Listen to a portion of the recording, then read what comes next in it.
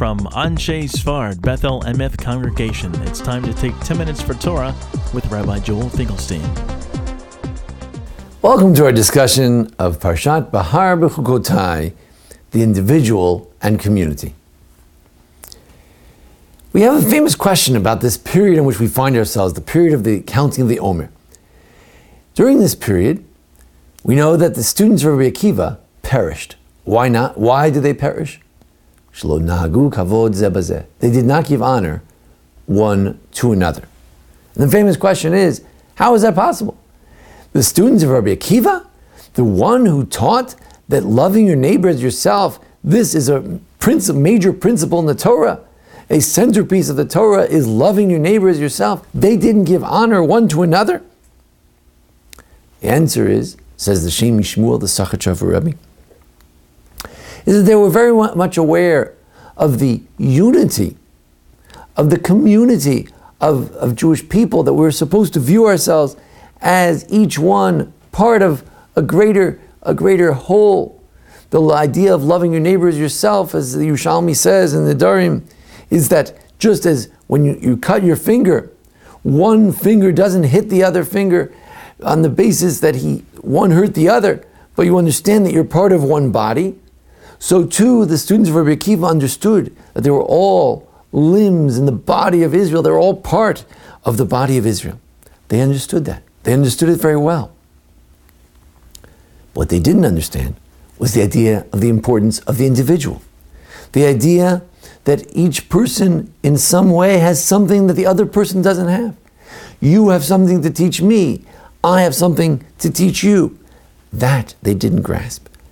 And therefore, that's why they didn't give honor one to another. Honor means to lift the other person above yourself, not as part of the general community, but it's someone above you, above the community. Each person has something that lifts them above others. And that's what they didn't understand. And therefore, if we look in our parsha this week, the parsha it speaks of the Shemitah, of the sabbatical year, of the Jubilee year. We have there as well the notion of individual and community. When it comes to Shemitah, when it comes to the sabbatical year every 7 years in the land of Israel, Sadecha lo tizmor, v'chamecha lo tizmor, that we were not allowed to reap and to harvest our fields. Well, our fields belong to everyone. So what does that mean? It means that we understand that we're part of a general community. We're part of a congregation. And as such, my field is your field is my field. That's the sabbatical year. We're all equal in sharing the land of Israel. But not in the Jubilee year. In the Jubilee year, we underscore the importance of the individual. Each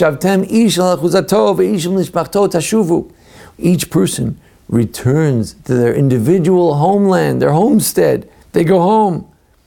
Because each person has their own individuality, and that too needs to be appreciated. When we count the Omer during this period when the students of Rabbi Akiva perished, when we count the Omer also has these two elements. The Shavua, we count Shavuot, Sheva Shabbatot, we count 7 weeks. A week is a collective of days. We understand the importance of the collective, but we also Tisperu 50 Yom, we count 50 days. We understand the importance of each individual day representing each individual. Or we're also going in this period from the waving of the Omer, the sacrifice of Pesach, to the sacrifice of Shavuot, the Shtei Alechem, the 2 special breads that were waved on Shavuot, the Chametz breads. Why? Because the Omer, says the Sachat represents the bundles of wheat. Bundles are naturally together. The measures of wheat are together, of barley. That's togetherness. It represents the collective. And on Shtei Alechem, the 2 different loaves of bread, each person is different. They're represented by the giving of the Torah on Shavuos.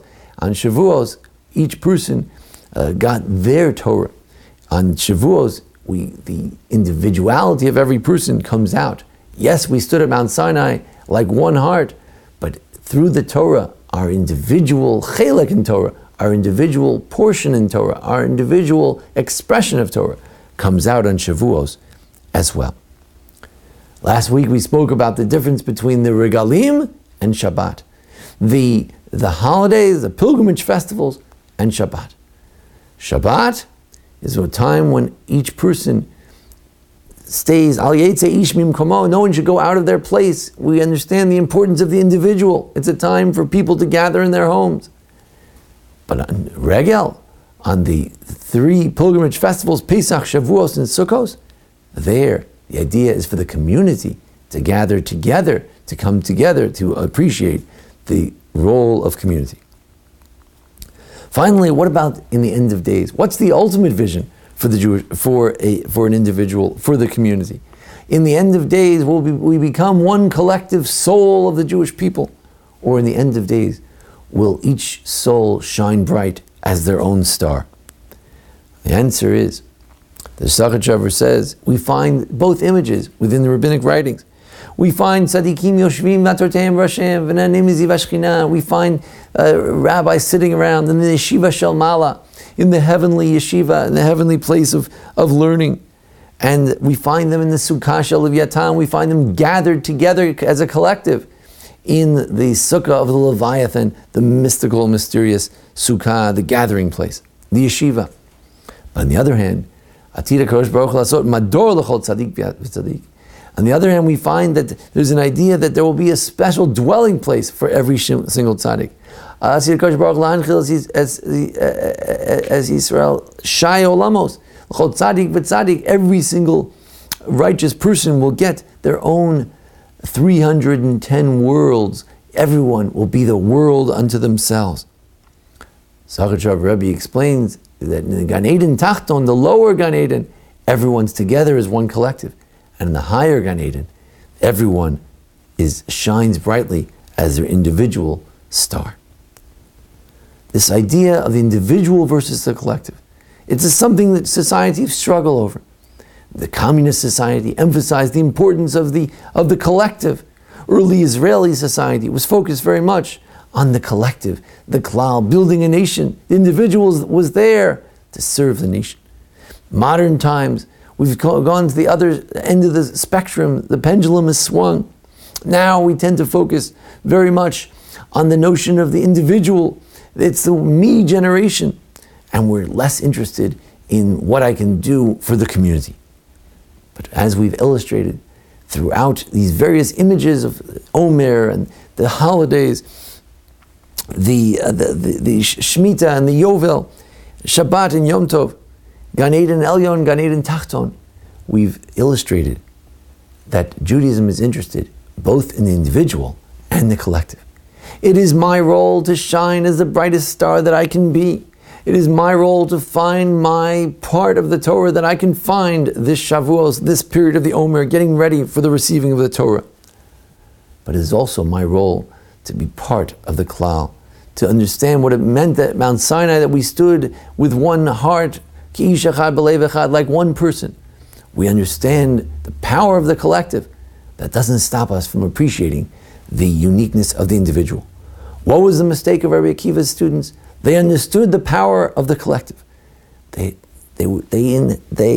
understood so much the message of Rabbi Akiva, that they were all part of one body of Israel.